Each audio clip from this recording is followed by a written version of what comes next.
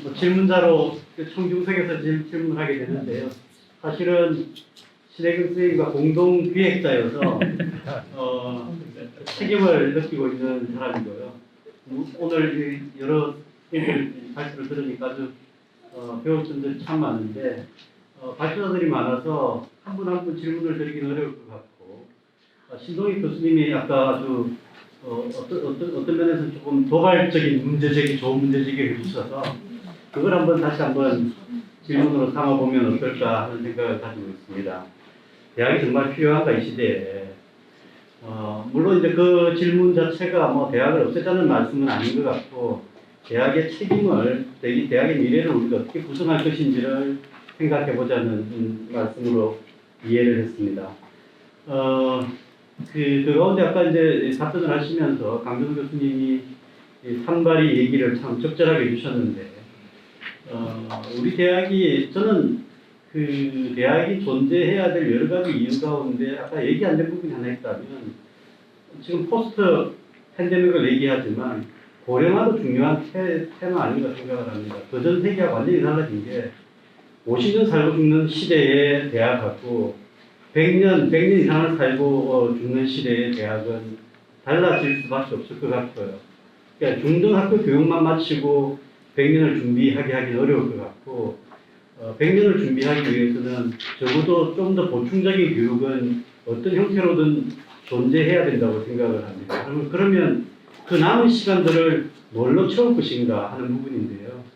아까 이제 우리가 부족한 부분, 우리가 전통적으로 많이 해온 부분은 뭐 계속대로 해나가겠지만 우리가 부족한 부분들이 좀 있는 것 같습니다. 사실 제가 기획을 하면서도 아까 오전 일부 첫 세션에서 권덕윤 대표 같은 분들은 바깥에서 사업을 하시는 분인데, 스타트업을 하시는 분인데, 사실 아마 권 대표님이 권 대표님을 제일 못 알아주는 곳이 이 자리 아닌가 싶습니다. 아는 사람이 별로 없고, 그분 뭐 하는 사람이지. 바깥에 한 발만 벗어나면, 저도 뭐 대학에서, 서울대학에서 여러 번 초청해서 강연을 했고, 전국을 다니면서 강연을 하고, 대학을 아마 어쩌면은 우리보다도 더 잘하는 분이 있고, 대학생들을 더 많이 만나고, 그렇게 하는 분인데, 여기서는 몰라봐주는, 제가 이제 다른 데서 그분 강연을 들은 적도 있는데, 아마 다른 데서 그분 강의 들었을 때 굉장히 뜨거워요. 돈 벌 욕심으로 온 건지 모르겠지만, 청중들이 굉장히 막 눈이 반짝반짝거리는데, 아마 그분이 다니는 자리 치고는 제일 아주 냉정함을 유지하는 자리가 아닌가. 그러니까 우리하고 다른 부분을 가지고 있는 거라고 볼 수 있는데요. 그분이 얘기하는 거 보면, 같이 얘기를 해보면, 우리하고 굉장히 멀리 떨어져 있지만, 사실은 본질에서 굉장히 가깝다는 걸 느끼거든요. 그러니까 사업하고 연구하는 게 본질은 다르지 않네?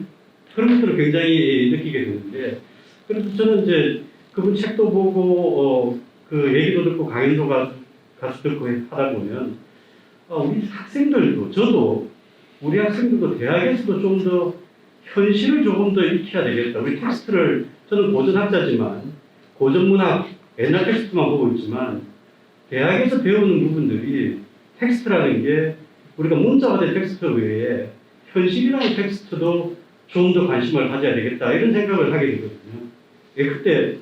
근데 제가 사실 제 인생을 돌아보면 제가 고전 텍스트를, 문자 텍스트를 해석하는데도 제가 경험했던 바들이 굉장히 중요한 해석의 자료가 되는데, 뭐 옛날에 우리 세대 같으면 학생운동하고 사회학 경험을 하게 돼요. 학생운동을 통해서 사회랑 경험하고, 그 외에도 군대 생활에서도 경험한 것도 제가 해석하는 데 도움이 되고, 제가 가정생활을 하면서 했던 것도 제가 문학작품을 해석하는 데 도움이 되고, 경험세가 굉장히 중요한 부분인데, 경험세계를 교육하는 것은 강가되고 있다 하는 그런 생각을 했습니다. 그래서 한번 우리 교육 과정에서도 텍스트만 할 게 아니라, 아까 이제 강준호 교수님은 몸과 관련된 말씀을 하셨지만, 경험을 조금 넓힐 수 있는 방법, 현실을 좀 접할 수 있는 방법, 그런 것들을 좀 교육에 전백시킬 수 없을까 생각을 했는데, 사실 제가 부학장을 할 때 또 거꾸로 된 것 같은데, 우리 경영대 학장님이 우리 인문대에다가 경영학하고 인문대하고 한번 콜라보해보자. 그래서 과정을 만들어보자 그랬는데 사실은 우리가 제안해야 될 것 같지만 경영대 학장님의 제안을 갖고도 사실은 논의를 더 안 했어요. 묵살했습니다. 별 관심이 없었어요. 그러니까 우리가 먼저 제안해야 될 것 같은데 경영대에서 먼저 제안했고 경영대 제안에 대해서 그 다음에 일절 논의를 하지 않았습니다. 그래서 아직은 준비가 안 돼 있다 이런 생각을 하고 있는데 제가 드리고 싶은 질문은 우리 교육이, 우리 대학이 하고 있는 부분은 계속 잘해야 되겠지만 놓치고 있는 부분은 없을까? 지금 고령화 시대에 다시 100년을 준비하는 100살을 사는 학생들을 위해서 우리가 뭘 준비를 해야 될지 거기에 대해서 좀 어느 분한테 질문을 드려야 될지 모르겠지만 우리 강성 교수님 먼저 좀 그런 부분에 대해서 좀 더 나갈 수 있을 것 같은 답변을 주시면 고맙겠습니다. 이상입니다. 네, 감사합니다. 제가 지금 열심히 적어야 될 것 같아가지고 너무 좋은 말씀을 주셔서 이건 질문이 아니고 제가 이제 받아들여야 될 것 같고요. 저는 뭐 그 100년 개인적으로는 이런 생각을 하고 있습니다. 제도적으로 대학을 20대 때 나와서 한 50대 한 번 더 다녀야 되지 않을까. 20대 때 배운 것이 유통이 기한이 이제 짧아지니까 한 40대나 50대 초반에 다시 한번 배우고 그 제2의 인생을 준비하는 정도로 제도도 해야 되지 않을까 이런 생각도 해봤고요. 저는 다른 게 아니라 이제 이 지식에 관한 것이 이제 우리 학생들이 미리 배워서 그걸 가지고 문제를 해결할 수 있는 시대에 살지 못한다는 게 가장 큰 도전이라는 생각이 듭니다.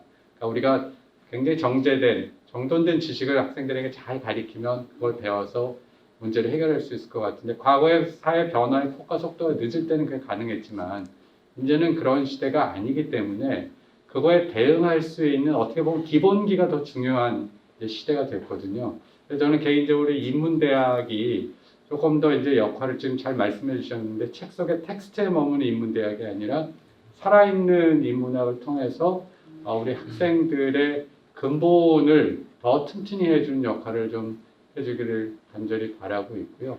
그래서 대학의 역할은 결국 그 시대에 따라서 저희가 계속 적응해 나가야 하는 문제이다라고 이렇게 생각을 합니다. 뭐 지금 드리고 싶은 말씀 아까 다 드렸기 때문에 이 정도로 하겠습니다. 네, 이재준 교수님 기초교육원장이시라서 말씀에 부담을 느끼실 것 같습니다. 네. 지금 말씀해 주신 거 절대적으로 공감하고요. 사실 저희 오늘 아마 논의된 거에서 이제 그런 부분은 좀 빠진 것 같은데 이 교양 교육에 관련된 뭐 학회나 실제 이제 많은 그런 자료나 이런 데도 그 entrepreneurship을 강조하는 데가 굉장히 많아요. 그러니까 일본의 큐시 대학 같은 경우에는 그 대학 차원에서 그걸 학생들에게 의무로 하는 경우도 있고, 그래서 이제 그게 결국 이제 기업가 정신인데 뭐 경영대 우리 계시지만 학생들이 그렇게 그러니까 소위 말하는 도전 정신을 가지고 뭔가 해봐야 되겠다는 걸, 그러니까 경험을 통해서 자기의 지식을 추출하는 그런 방법을 자기가 체득을 해야 되는 건데. 근데 이제 그런 점에서는 사실 서울대를 돌아보면 저희는 좀 반성해야 된다고 봐요. 이제 그건 이제 뭐 사실 저희 책임을 좀 면하고자 한다고 얘기를 하면 우리나라 사회가 너무나 그 보수적으로 좀 가고 있고요. 소위 말한 정해진 길로만 가는 것을 모든 사람들이 아까 누가 발표할 때 말씀하셨는데 대학에 대해서 입시에 관심을 두는 건 자기 자녀가 대학 갈 때만 관심을 두고 그 다음에 대학에서 뭘 가르치는지는 별로 관심을 안 두신다는 말이 대학을 우리나라에서는 예를 들면 서울대를 들어온 것 자체가 그 학생한테 굉장한 프리미엄이 되고 그걸 유지하면서 나가는 거가 최선의 방법이다. 그러니까 다시 말하면 저희 학생들은 가성비 최고를 따지거든요. 근데 대학에서 공부를 뭐 학문을 계속한다든지 아니면 다른 방향을 내가 시도한다든지 하는 건 리스크가 너무 크기 때문에 그건 일고의 가치가 없는 일이 되어버렸습니다. 어느새. 근데 이제 학교 안에서 그런 과정에 참여하거나 학생들이 하는 것을 좀 복돋아주는 것이 필요하긴 한데 뭐 기초에서 이제 특별 프로그램 이런 걸 여러 가지 시도를 하긴 하지만 사실 굉장히 소수의 학생들이 아직 참여를 하고 있고 그걸 좀 더 넓히는 과정도 좀 필요한데 그게 이제 한 기관에서만 한다고 되는 건 아닌 것 같고 그 학교 차원에서 사실 학생들에게 그런 식의 그 교육에 참여하는 것을 좀 복돋고 사실 여러 종류의 프로그램이 사실 주변에 있어서 사실 졸업하기 전에 최소한 그런 것들을 한두 개 이상은 직접 체험을 하고 졸업할 수 있도록 그런 것들이 좀 필요하지 않을까 하는 거고요. 그리고 이제 아까 100세까지 사는 이 세상에서라고 말씀하셨는데 저는 이제 대학에서 또 하나 가장 중요한 게 학생들이 정해진 지식을 배우는 것보다 사실은 자기가 배우는 법을 스스로 배우는 법 자체를 자기가 익히는 그리고 확인하는 작업 그게 이제 몸에 배야 되는 거거든요. 그러니까 이제 대학에서 물론 지식 정해진 굉장히 그 학문 분야에서 아주 깊이 있는 내용들을 강의도 하고 선생님들이 가르치긴 하지만 그 과정에서 학생들 스스로 문제 해결을 할 줄 알고 그 문제를 어떻게 해결하느냐 그 자체를 배워야 되거든요. 그게 아까 제가 말씀드렸듯이 사실 사회에 나가서 특히 기업에서 그 좋은 대학을 나온 학생들을 가장 가치를 높이 평가하는 게 이 학생들은 어떤 문제를 줘도 겁내지 않는다. 그리고 그 문제를 자기가 어떻게 해결하는 방법을 찾아낼 수 있을 거다라는 자신감을 갖고 있는 것. 그게 가장 큰 가치이기 때문에 저희가 그 대학을 학생들이 대학을 졸업하는 순간까지 그 입학에서부터 졸업까지 얼마만큼 이 학생의 가치를 높일 수 있느냐인데 그 가치를 결정하는 중요한 팩터 중에 그런 것들이 있어야 되지 않느냐. 지금 말씀하신 그런 개혁가적 정신 또는 스스로 배울 수 있는 문제 해결하는 능력 이런 것들이 그 학생의 전문성 플러스로 들어가야 되지 않느냐는 생각입니다. 네, 잘 들었습니다.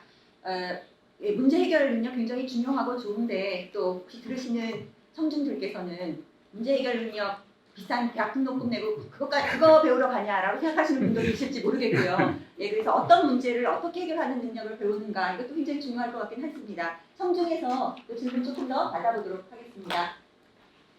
네, 이석재 학장님. 마지막 세 번째 세션에서 그 신동엽 교수님이 제기하신 그 질문이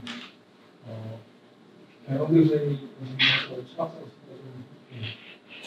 좀 뭐랄까 질문을 뺏겼다라고 느껴진 정도로 아주 근본적인 어떤 그런 지적을 해주셨고 우리가 조직과 그 조직으로서의 대학과 고등교육을 좀 구별을 해야 되지 않겠냐는 얘기를 하셨고 마지막에 우리 정준영 선생님께서 사실의 그 우리의 고민은 고등교육이 뭐가 돼야 될 것이냐로 좀 가야 되지 않겠냐라는 그런 제안을 해주셔서 그 부분에 제가 좀 공감이 많이 됐어요. 지금 결국은 이제 근본적인 문제, 고등교육은 어떤 것이 돼야 될 것인가, 이제 그걸 갖다가 대학이 어떻게 수행할 것인가라고 하는 방식으로 얘기하는 게 중요할 것 같아서 오늘 발표를 해주신 분들 중에서 고등교육의 정체성, 고등교육은 무엇이 될 것인가에 대한 그런 의견들을 좀 듣고 싶습니다. 네. 생각해보지 않으신 문제일 수도 있겠지만, 네. 이준웅 교수님께서 다양한 생각을 많이 하셨을 것 같아서, 예. 감히 먼저 청하겠습니다.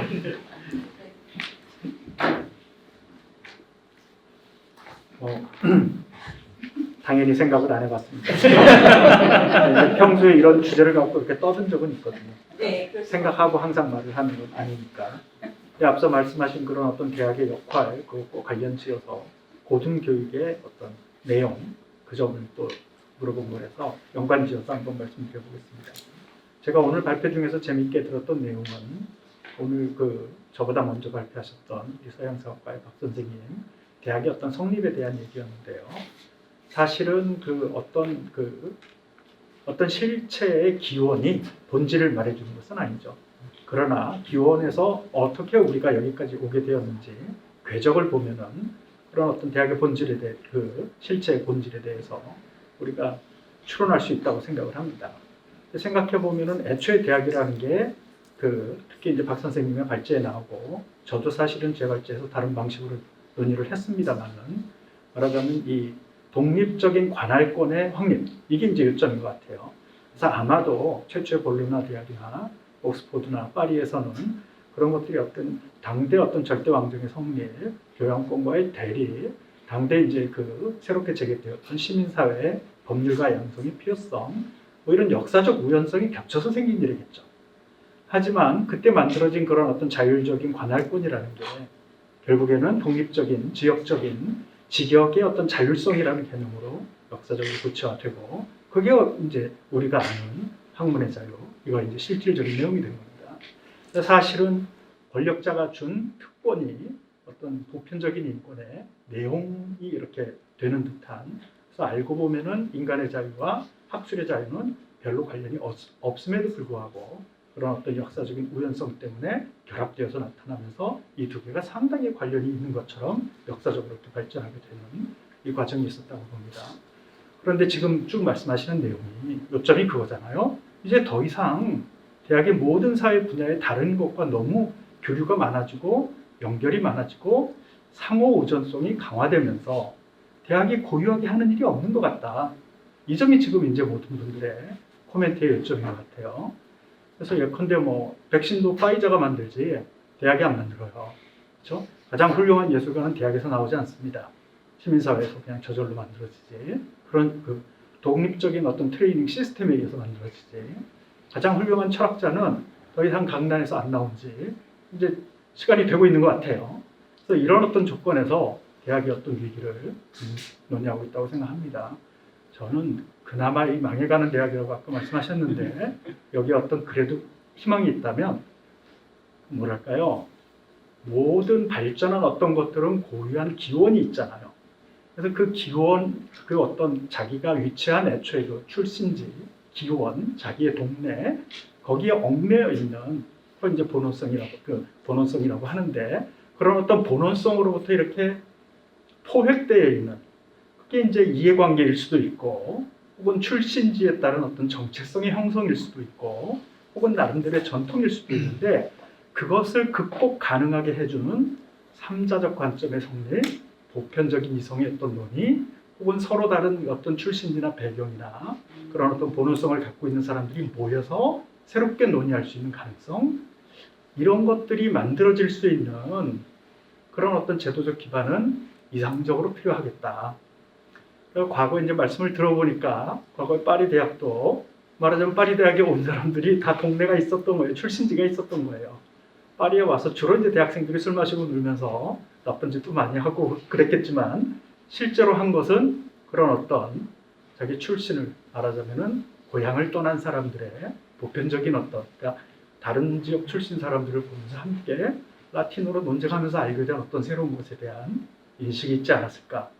저는 바로 요 내용은 21세기가 아니라 아주 먼 미래에도 우리가 외계인을 만나더라도 어떤 새로운 형태의 지능체를 만나더라도 역시 즉 고향을 떠나서 만들어내는 새로운 관점의 형성 이게 저는 고등교육의 이념이 될 수 있다고 생각합니다.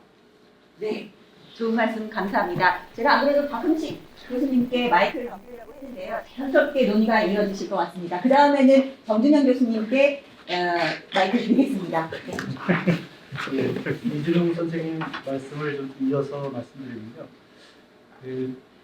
저는 기본적으로 아까 프로에서 말씀하셨던 것 같이 고등교육을 대학이 독점할 수 있는 시대가 지났다는 그런 생각을 갖고 있고요. 다양한 교육 기능도 다양한 기관과 다양한 집단들이 이제 나눠서 해야 될 그런 상황이 놓였다는 것을 다 인정하실 것 같습니다.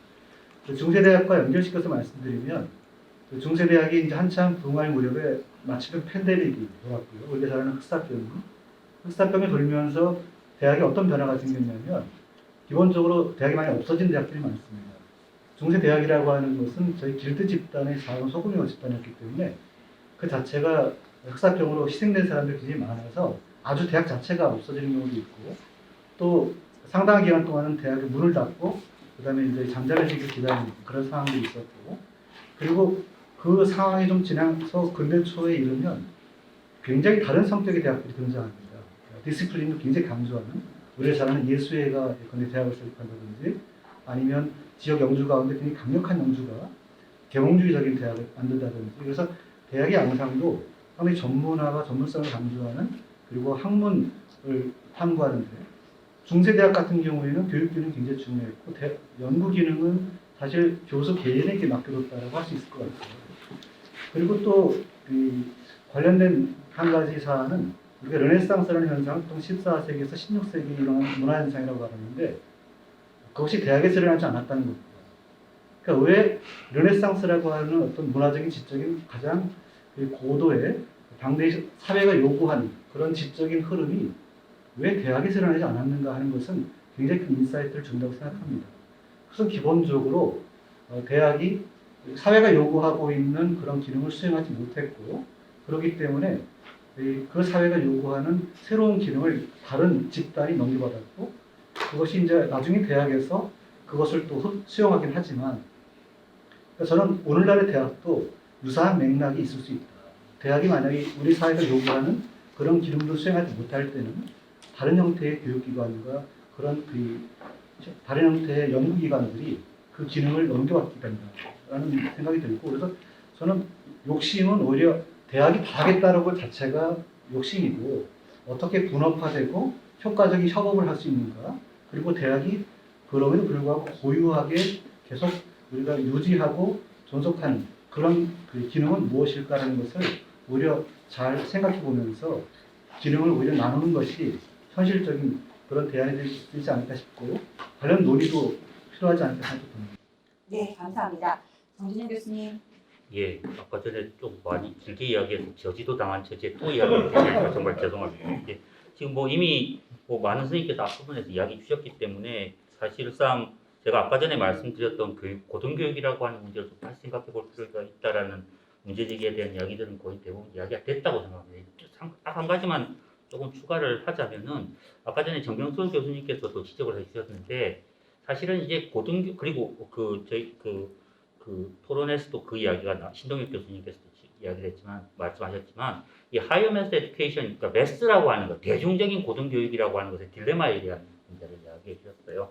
사실은 이제는 대학이라고 하는 것들이 제도로서 대학이 한국 사회에서 최소한 위기라고 하는 걸 좀 극복해 나가려면 결과론적으로 보면 왜 재학이 모든 디스플린이 이 공간에 이 제도에 모여서 같이 있을 수 있는가, 있을 필요가 있는가라고 하는 부분들을 입증해내야 된다고 생각을 하는데, 근데 그 지점과 관련돼서는 성인교육이 가지고 있는 확장성들에 대해서 좀 대학이, 근데 대중고등교육이라고 하는 것들이 좀 확장된 의미에서 성인교육이 될 필요가 있고, 아까 전에 뭐 선생님들도 몇 분 뭐 50대 다시 대학을 갔으면 좋겠다라고 이야기를 하셨지만, 사실은 20살부터 20몇 살까지 짧은 시간, 짧은 생애 주기를 담당하는 하나의 교육기관으로서 자기 자신을 한정하는 방식으로서는 더 이상 이제는 조금 존립하기가 어려워지는 지점들이 있지 않을까. 그러니까 그런 의미에서 보면은 고등교육이란 무엇인가, 성인교육이란 무엇인가라는 질문으로 갖게 되면 경험의 확장부터 시작해서 여러 가지 다양한 오리엔테이션들이 있을 수 있다고 생각합니다. 그리고 대학이라고 하는 것은 사실은 지금 같은 지점에서는 남들보다 좀 더 앞선 선진적인 지식을 주는 기관보다는 지금 내가 있을지도 모르는, 내가 가지고 있지 않은 어떤 지식들에 대한 오리엔테이션을 주는 기관이어야 하지 않는가라는 생각을 한다면 사실은 이제 그 지점에 관련돼서 가령 여러 가지로 조금 더 25세 혹은 20대 성인 이후로 100세까지 이루어지는 그 긴 생애 주기 속에서 우리가 인간들한테 필요한 것이 무엇인가, 성인으로서 필요한 것이 무엇인가들을 재학에서 고민하고 그 부분에 대한 교육들을 규정해 나가는 뭐 그런 식의 고민들이 대학에서 아니면 이루어지지 않을 것 같긴 하거든요. 그러니까 그런 고민들이 필요하다고 생각합니다. 이건 뭐 예를 간단하게만 들자면 사실은 제가 조직하고 있는 규장각 같은 경우에는 성인 강좌로서 뭐 이렇게 규장각 시민 강좌라고 하는 게 있습니다. 제가 지금 아까 사회를 보고 왔는데요. 되게 이제 역사를 가르치는 강좌인데 강좌 수강생들이 거의 한 50세, 60세, 70세 됩니다. 이런 분들이 참여를 하시는데 사실은 이제 이분들이 왜 그런 역사에 대해서 관심이 많으실까를 생각해 보면 자기 뿌리라고 하는 문제들이 그 나이 연령대에 되면 굉장히 중요한 문제가 되는 것 같아요. 그러니까 오히려 철학이나 역사학이라고 하는 것이 20대에 당장 새로운 어떤 경험을 통해 새로운 직업 세계로 나가려는 학생들한테는 절실하게 느껴지지 않을지 모르겠지만 오히려 어느 시점, 어느 생애 주기에서는 정말로 철학 수업만큼, 미학 수업만큼 우리가 우리 삶의 의미들을 어떻게 재구성할 것인가에 대해서 직접적으로 와닿는 시기가 없을 거라고 생각합니다. 그런 부분에서 보면은 인문학 전반을 규정하는 재학이 왜 사회적으로 존립할 수 있어야 되는가라고 하는 것들은 사실은 대학에 계신 우리들이 입증해 나가야 되는 문제이고 사실은 그것은 이때까지처럼 좁은 의미의 대학 학위를 주고 엘리트를 양성한다라는 그 시각이 아니라 좀 더 넓은 의미의 자유시민들을 어떻게 만들어낼 것인가라고 하는 넓은 의미에서의 정립이라고 하는 것들이 오히려 재학과 그다음에 각 디스플린과 제도로서의 대학이라고 하는 것들을 새롭게 경쟁하는 데 도움이 되지 않을까. 그리고 고등교육이라는 이념도 지식이라는 문제를 넘어서서 조금 더 새롭게 규정할 수 있는 어떤 계기가 되지 않을까 생각합니다. 네, 감사합니다. 저는 50대 넘어 다시 대학 가고 싶지 않습니다. 그때처럼 술을 먹다가는 일찍 죽을 것 같아서요. 네, 이 주제와 관련해서 김지영 교수님 덧붙이실 말씀 있으면 해주십시오. 아까 신혜경 선생님께서 전주영 선생님 다음에 저보고 뭔가 얘기를 하라고 하셔서 저한테 얘기할 거리가 있을까라고 생각했는데 너무나 신기하게도 지금 생애 주기와 관련한 얘기가 나와서 자연스럽게 고전에 대해서 할 말이 생기게 된 것 같아서 저희 사회자의 탁월한 직감에 엄청 감복을 하고요. 60대, 60대가 되어서 다시 대학을 간다라고 하는 아까 그 말에 그리고 이 고전교육이라고 하는 것이 대학에서만 가능한 것이 아닌데라고 하는 지적도 있었는데요. 이것들을 연관시켜서 고전에 대해서 조금 얘기를 해보자면 우선 클래식이라고 하는 게 영어로는 클래식이라고 하고 우리는 고전이라고 하는데 클래식은 사실은 그냥 어떤 클래스 하나의 범주이잖아요. 근데 그게 나중에 최상위 범주, 제일 좋은 범주 이렇게 해서 그 사람들이 가장 좋아하고 그 가치가 있다고 여기는 책들을 클래식이라고 부르게 되었고, 근데 고전의 경우는 그 오래된 책이라는 이름이 붙어 있는 것 같아요. 근데 그래서 오래된 책이 무슨 가치가 있느냐 이런 질문을 하게 되는데 사실은 중국에서는 동양에서는 오래된 거는 당연히 좋은 거라고 하는 뜻이 있어서 그 서양의 클래식과 결국은 같은 의미가 되게 되는데요. 그런데 거기에 또 시간관의 문제가 있는 것 같아요. 그러니까 만약 시간이 직선적으로 흐르는 것이라면 그 옛날 것이 좋을 것이 별로 없는데 이 동양의 시간관이라고 하는 것은 굉장히 순환적인 시간을 상정하고 있고 그래서 자꾸 회귀합니다. 자꾸 처음 시작한 것으로 회귀하게 되는 것 같아요. 그래서 어렸을 때 말로 들었던 이야기들 그게 나중에 또 책으로 읽게 되고 그리고 아까도 말씀드렸지만 그 소스가 되는 어떤 원어들로 쓰여진 것들을 처음 접하는 공간이 사실은 대학인 것 같고요. 그리고 50대, 60대가 된 어른들께서 다시 그 대학에 와서 강의를 듣고 싶어 하셨다 실제로. 그래서 저희 대학에 최고의 과정들이 있고 또 그 지식을 확산하는 대중적으로 확산하는 인문 확산 지원 센터라는 것도 있는데요. 그러니까 그런 어떤 그 대학의 강의들을 듣고 싶어 하시는데 거기서 원하시는 것들이 그 고전을 내가 스스로 읽어보겠다라고 하는 그런 욕구가 굉장히 강하신 것 같아요. 근데 그럼 고전의 기준이 뭐냐? 아까 사실은 신도일 선생님께서 그 제 주제에 대해서 그 질문하신 것도 관련이 있는데 제가 기준에 대해서는 얘기를 사실은 잘 안 했어요. 그렇지만 간단하게 말씀드린 것이 어떤 우리가 삶의 행위나 어떤 장르라든지 작품이라든지 어떤 삶의 양식이라든지 거기에 대한 전범, 모델이 되는 것이 고전인데 그것은 그 하나의 고정된 형태로 있지는 않고 계속 극복하고 혁신이 당연히 가능합니다. 그러니까 물론 이제 거기서 이제 진정성이라고 하는 문제도 있을 텐데 어떤 것이 진짜냐, 어떤 것이 고전이냐, 어떤 것이 정전이냐, 경전이냐라고 부르는 것이 뭔지는 그 구체적으로 명징하게 얘기할 수는 없지만 그러니까 패러디 같은 거 생각해 보면 그런 게 가능한 것 같은데 뭔가 원전이 있고 이것들을 계속 패러디하게 되는 뭔가 소스가 있겠죠. 근데 그렇다면 새로운 고전이 가능하지 않느냐? 당연히 가능하고요. 그래서 그 지금 대중문화에서도 뭐 공포 영화의 그 고전은 뭐냐? 또 힙합의 고전은 뭐냐? 새로운 예술의 어떤 고전은 뭐냐?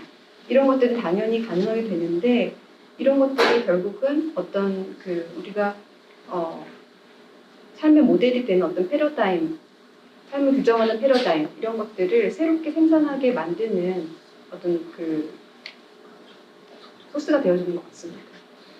그리고 이것들을 어떻게 교육할 것이냐? 아까 제가 발표에서 그 일기율이라는 말을 되게 쓰면서 경험을 되게 강조했는데 고전을 읽고 경험하는 읽고 해석하는 경험이라고 하는 게 되게 중요하다. 그리고 이거 고전에만 국한된 것이 아니라 연구라든가 이런 것들을 새롭게 지식을 창출하는 경험을 함께하는 것이 되게 중요하다. 이런 경험이 되게 중요하다고 했는데 여기서 제가 말씀드리고 싶은 거는 공감적인 이해입니다. 그러니까 공감적인 이해가 아까도 계속 대학의 문제점으로 얘기하는 게 자꾸 지식만 전달하는 거다라는 얘기를 하셨는데 저는 사실 그렇지 않다고 생각하고 제가 경험한 대학도 지식만 전달하는 곳이 아니었고 네, 여기 안에서 공동체에서 만나는 사람들과 굉장히 어려운 텍스트를 가지고 고분분투하는 경험들, 그 안에서 생성되는 뭔가가 있는데 그 공감적인 이해가 반드시 행위나 실천으로 이어진다는 겁니다.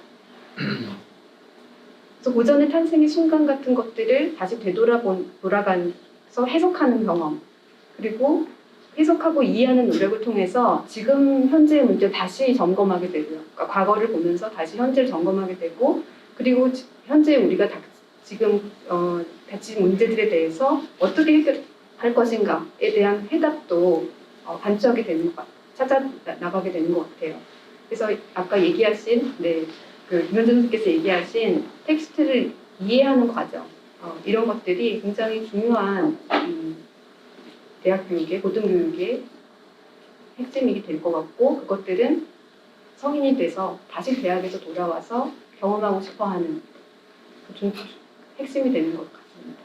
네, 말씀 잘 들었습니다. 고등교육에 대한 얘기는 뭐 대학 일반과 고등교육에 대한 이야기는 이 정도로 마치도록 하고요. 조금 더 서울대학교에 조금 더 초점을 맞춘 얘기를 조금 마무리 삼아 진행하면서 논의를 연결시키면 좋겠는데요.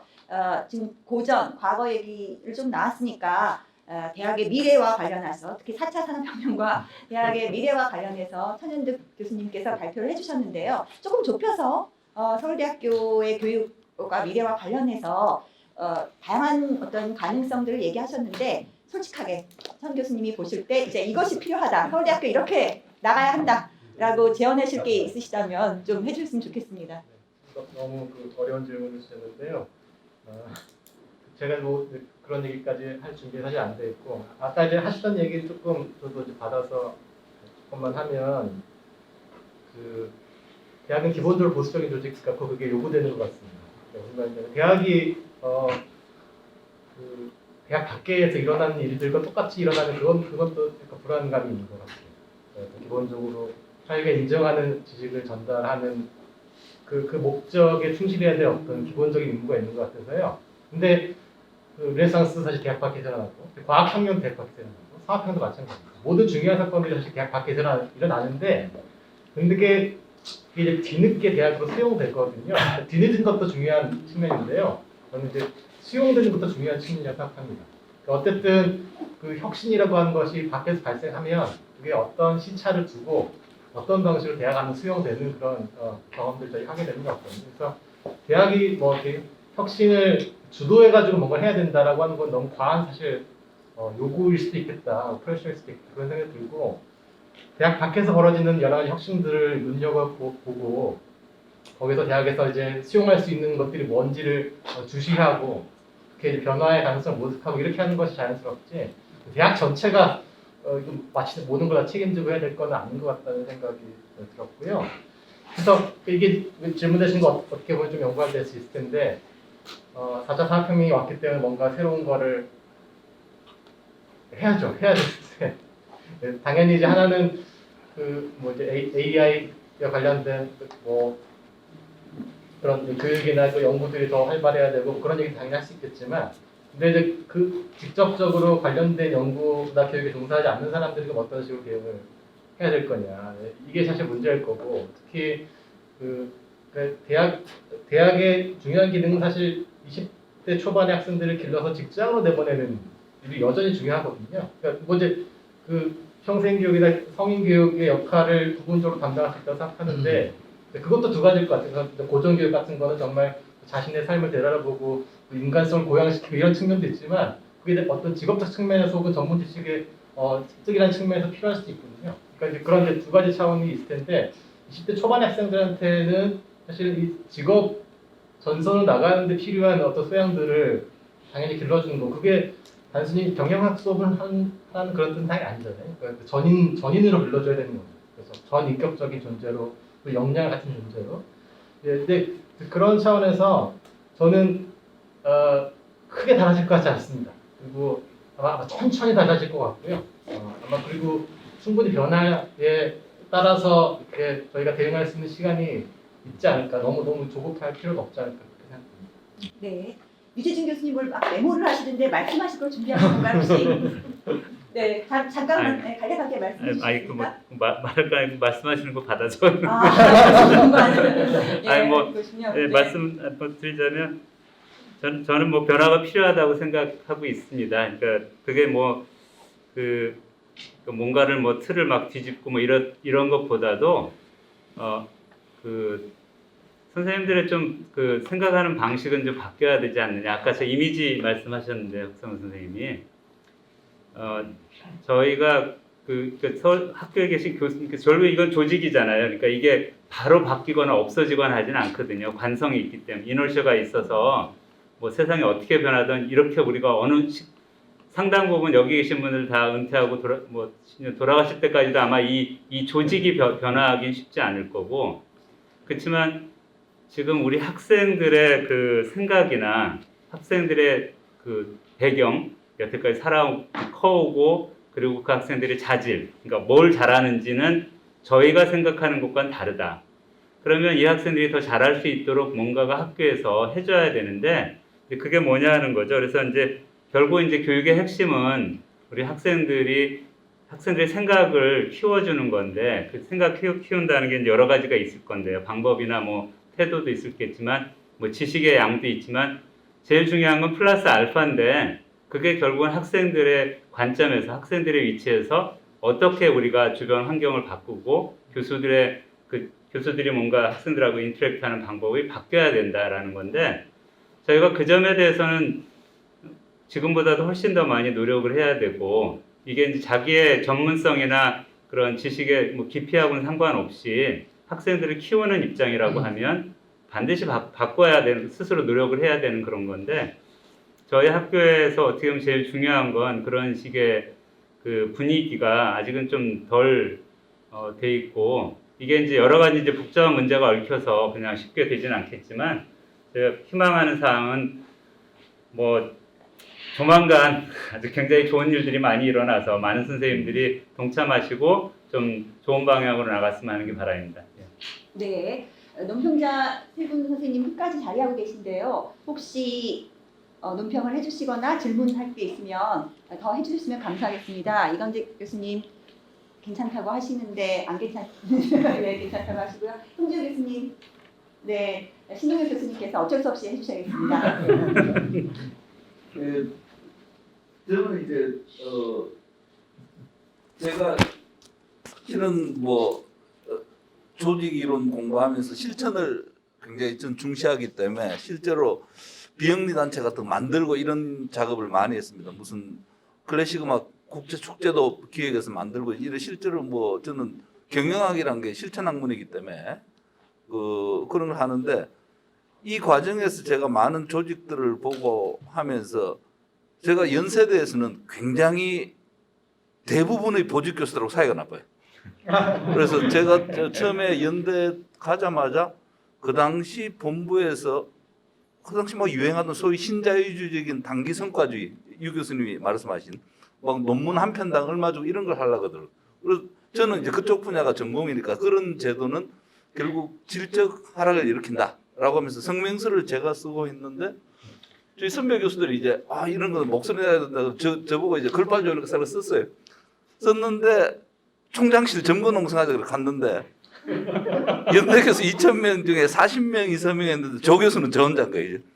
그래가지고 그때부터 제 20몇 년간 계속 연대에서 하는 건 이제 이런 식으로 하면 안 된다는 목소리를 계속 내니까 이제 총장이나 이런 양반들하고 사이가 나쁜데 제가 특히 이제 좀 대학에서 직책에 있는 분들 서울대학에서 우리 유 교수님도 그렇고 이 학장님도 그렇고 좀 신경 쓰셔야 될 게 예를 들면 우리가 연구 중심 대학의 근을 그럴 때 그래도 교육이 피폐하다.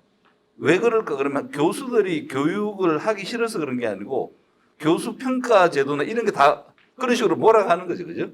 그래서 저는 이런 면에서 제도라는 것 자체가 인간의 어떤 생각과 행동과 선택의 어떤 컨텍스트, 맥락이기 때문에 그 설계는 굉장히 신중해야 되고 만일 이제 미래지향적인 어떤 방향성이 있으면 그런데 적합한 어떤 제도나 이런 설계가 필요하다고 보고 이런 면에서 저는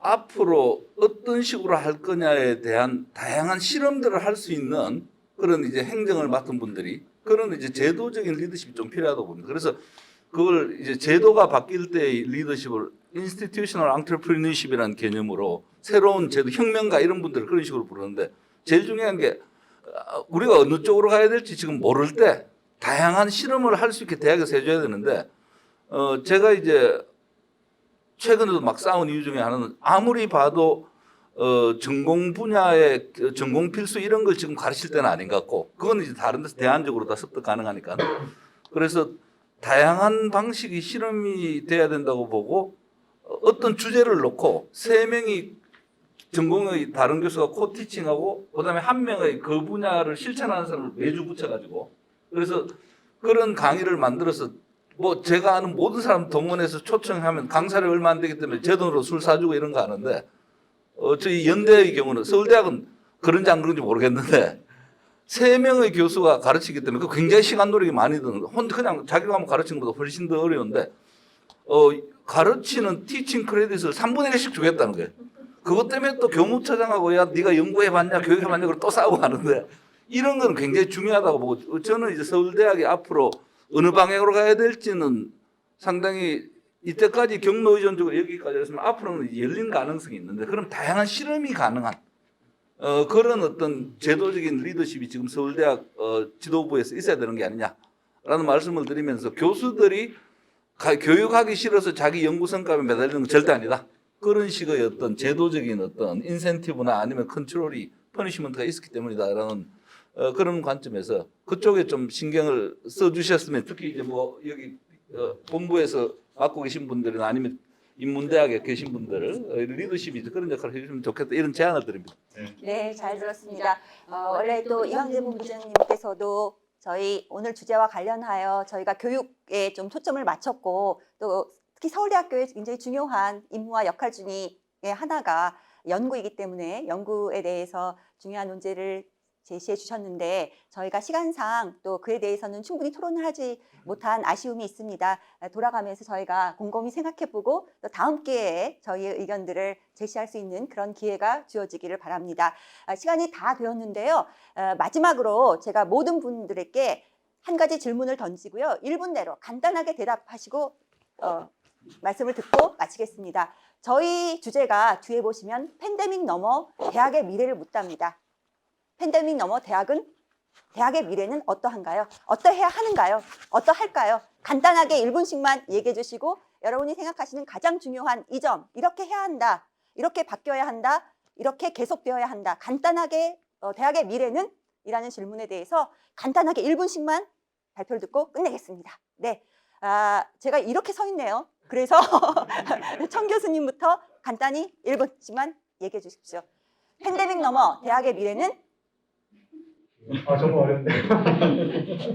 네, 제가 미래 담당인 것 같습니다. 팬데믹 넘어 대학의 미래는 여전히 열려 있다라고 생각하고요. 그리고 그 열려 있는 것을 어떤 뭐 경로 유도성이 있긴 하지만 그것을 특정한 방향으로 끌고 가는 것은 역시 구성원들과 사회적 수요의 결정이 될 것 같고 그 구성원들의 목소리가 더 잘 반영되면서 또 사회적 수요를 더 잘 만족시키는 방식으로 받쳐가게 될 것이다. 네, 감사합니다. 박상호 교수님, 발표 주제와 관련하셔서 말씀해 주셨습니다. 저야 당연히 이미지인데요. 그러니까 학생들은 이미 이미지 인간이 되어 있고 가르치는 사람은 여전히 텍스트 인간이고 그래서 이 두 사이의 어떤 갭 이것들을 대학에서 극복하는 게 저는 중요하다고 생각합니다. 특히 사실은 우리 이제 특히 서울대가 가장 큰 제가 봤을 때는 문제점 중에 하나가 소위 말하는 이제 바깥에서는 이미지 숭배 현상이 일어나고 우리 선생님들은 텍스트 숭배 현상이 발생하면서 본인이 전공하는 텍스트에 빠져서 아까 말씀해 주셨지만 바깥에서 현실에서 벌어지고 있는 현실의 텍스트를 읽지 못하고 그 본인이 알고 있는 고전 텍스트들을 바깥에다 투사해서 그것들을 해석하려고 할 때 학생들은 굉장히 당황할 수밖에 없고 오히려 학생들의 생각들이나 학생들의 어떤 삶 이것들을 잘 모르게 되는 그런 상황이 발생한다고 생각해요. 그래서 어쨌든 이 두 가지의 숭배 현상이 양쪽에서 사라져야 되지 않을까 생각합니다. 네, 그렇게 해야 되는군요. 감사합니다. 김지영 교수님. 팬데믹 넘어 대학의 미래. 역시 사람이라고 생각을 하고요. 네. 여기 계속 말씀드렸지만 이렇게 좋은 분들과 만나서 책을 읽고 토론하고 그 사람들의 결정하는 방식, 의사를 어떻게 결정하는가, 그 사람의 용기 그런 것들 보면서 이게 진짜다라고 하는 거를 이게 진짜 가치다라고 하는 거를 자기가 느끼고 배우고 그런 걸 자기한테 적용해서 다시 그런 사람이 되는 것 이게 대학에서 사회인으로 나가기 전에 꼭 경험해야 되는 부분이라고 생각하고 그런 면에서는 여전히 이 공간이라고 하는 곳이 굉장히 소중하다라고 말씀드리겠습니다. 네, 감사합니다. 강진우 교수님. 팬데믹 이후에 또 대학은 여전히 희망이다. 저는 이렇게 말씀드리고 싶습니다. 왜냐하면 이렇게 빨리 변하고 모든 게 불확실해지고 정체성이 혼란스러워서 정말 자기가 어디로 가야 될지 한치 앞을 모르는 불확실한 시대에서는 그래도 비교적 대학은 자기 그 이해관계를 떠나서 우리 사회 전체를 고민할 수 있는 마지막 보루가 되어야 한다고 믿기 때문에 저는 그거를 놓지 않고 대학에 계속 가야 된다고 생각하고요. 오히려 전문 지식에 있어서는 아까 말씀드린 것처럼 이제 밖에서도 많이 일어나고 우리가 이제 열린 사고로 플랫폼 역할을 해야 되지만 역시 변하지 않는 것은 우리 인류가 생존하는 한 인간의 본성은 변하지 않기 때문에 인간에 대한 이해를 기본으로 해서 학생들에 대한 교육이 굉장히 오히려 저는 도전적이 될 거라고 봅니다. 왜냐하면 뿌리는 더 튼튼하게 기초를 길러줘야 되고요. 하지만 또 자기 영역에서는 더 빠르게 변하는 지식에서 적응해야 되기 때문에 저희가 이제 그 소위 과거의 전문가 중심의 교육에 치우쳤다면 오히려 저는 역설적으로 제너럴리스트로서의 교육을 더 튼튼히 해주는 것이 오히려 더 자기 전문 역량을 더 키워가는데 더 도움이 되지 않을까 이런 생각을 해봤습니다. 네, 감사합니다. 유재준 교수님. 짧게 말하면 팬데믹은 대학의 이보 전진을 위한 일보 후퇴다. 네, 좋습니다. 근데 이제 팬데믹 때문에 선생님들이 학생들하고 소통하는 그 채널이 줄어든 것 때문에 어쩌면 이걸 통해서 선생님들이 본인이 얼만큼 소통을 잘 못했는지를 잘 깨닫는 기회가 되고 그래서 이제 앞으로 조금이라도 기회가 나아지면 어떤 방식으로 우리가 교육을 더 잘할 수 있을까 그런 걸 찾는 그런 아주 좋은 기회가 될 거다. 그래서 이보 전진을 위한 일보 후퇴다. 네, 감사합니다. 정준영 교수님. 예, 팬데믹 넘어 대학의 미래를 묻기 위해서는 대학의 과거, 특히나 한국 대학의 과거에 대해서 조금 더 냉정하게 바라볼 필요가 있지 않을까라는 생각을 합니다. 더더군다나 앞으로 어디로 갈 것인가를 이야기했을 때 저도 계속 공부하면서 나오는 고민 중에 하나는 저희들이 발딛고 있는 이 생태 공간에 대해서 너무 모르고 있다는 생각들을 많이 합니다. 그래서 사실 그 문제에 관련된 고민들이 좀 더 선행이 되고 나면은 우리 앞으로 어디로 가야 될 것인가, 무엇을 극복할 것인가도 좀 더 분명히 드러나지 않을까라는 생각도 해봤습니다. 네, 이준웅 교수님. 저는 팬데믹이라고 합니다만은 사실은 이런 어떤 전 세계적인 위기가 오면서 어떤 합리성과 과학에 대한 어떤 기대나 그 가능성에 대한 어떤 신뢰는 더욱더 커지고 있다고 생각합니다. 그리고 이렇기 때문에 제가 아까 말씀드렸던 각 그 지역적인, 국지적인 혹은 전통에 기반한 그런 어떤 가치들에 대한 의심, 질문 그리고 그것만으로는 역시 충분치 않다라는 그런 회의감도 더 강해지리라고 봅니다. 따라서 보편성과 합리성의 어떤 그런 것들을 그 인간적 역량으로 강조하는 제도잖아요, 대학은. 그래서 오히려 더 가능성이 있다 이렇게 생각하고 싶습니다. 네, 고맙습니다. 김현준 교수님, 팬데믹 넘어 대학의 미래는. 네, 일단 팬데믹 빨리 끝냈으면 좋겠습니다. 네, 맞습니다. 그다음에 어쨌든 대학은 지식이 만들어지는 곳이고 교수는 학생이 따로 만드는 것이 아니라 교수, 학생, 세상이 서로 소통하고 협상하면서 지식을 만들어가는 곳이니까 모든 것이 속도가 빨라지니까 그게 지식이 소통, 협상을 통해서 만들어지는 속도는 더 빨라질 것이고 저희가 지키고 싶은 게 있으면 더 치열하게 지켜야 될 것이고 새로운 것이 오면 더 치열하게 받아들여야 될 것이고 어쨌든 지금보다 훨씬 더 급박하게 돌아갈 것 같습니다. 네, 감사합니다. 네, 박금치 교수님. 너무 바쁘게 앞만 보고 살아왔기 때문에 팬데믹의 성찰할 잠시 멈춤의 기회를 줬다고 생각이 들고요. 그런 의미에서 우리가 얻는 것도 많다는 생각이 들고, 제가 그 중세 말기를 공부하지만 제 학술 태제 중에 하나가 흑사병이 근대를 만들었다라고 하는 태제인데요. 그 흑사병이라는 것이 한 번만 일어난 것이 아니고 한 10년 주기로도 반복되고 계속 반복되는데, 저는 이 팬데믹도 미래로 그칠 것 같지 않다라고 하는 좀 불안한 이야기를 좀 드리고, 그리고 이 팬데믹을 거치면서 예컨대 사회 구조 조정이 일어났고, 중세말 같은 경우에는 그 다음에 민주주의 혹은 그 사람들의 인권을 제한하는 것을 공동체가 승인해주고, 그래서 오히려 부분적으로는 그 독재할 수 있는 것들도 허용해주고, 왜냐하면 공동체가 존립하기 위한 기본 조건이기 때문에. 그다음에 경제적으로도 구조조정이 일어나고, 이러면서 하여튼 이 다양한 면에서 이 변화가 일어나게 되는데요. 저는 그 전체가 우리가 근대라고 우리가 오늘날 부르는 것이거든요. 그렇기 때문에 저는 그 전염병을 경험하면서 우리가 얻게 되는 경험과 노하우, 그것이 미래의 방향을 결정한다. 우리가 지금 현재 닥친 문제를 풀어가는 과정에서 훨씬 더 좀 더 소통하고, 그리고 앞으로 나아갈 방향에 대해서 깊이 숙고하는 것이 우리가 앞으로 나아갈 방향을 잘 만드는 그런 그 준비 과정이 아닐까 이런 생각이 듭니다. 네, 감사합니다. 마지막으로 손유경 교수님. 저는 발표도 발췌 위주로 했기 때문에 마무리로도 발췌를 하겠습니다. 좋습니다. 네, 제가 좋아하는 시몬드 보바르가 무한히 열려있는 미래를 향해 자기 발전을 도모하는 것 이외에 목전의 실존을 정당화하는 길은 달리 없다 라고 해서 저 이것으로 저의 발언을 네, 감사합니다. 네, 장시간 동안 발표와 또 토론에 참여해주신 발표자 10분 선생님들, 그리고 논평에 참여해주신 3분 교수님들 모두 감사드립니다. 이상으로 팬데믹 넘어 대학의 미래를 묻다 제2회 서울대학교 인문대학 심포지움을 모두 마치겠습니다. 감사합니다.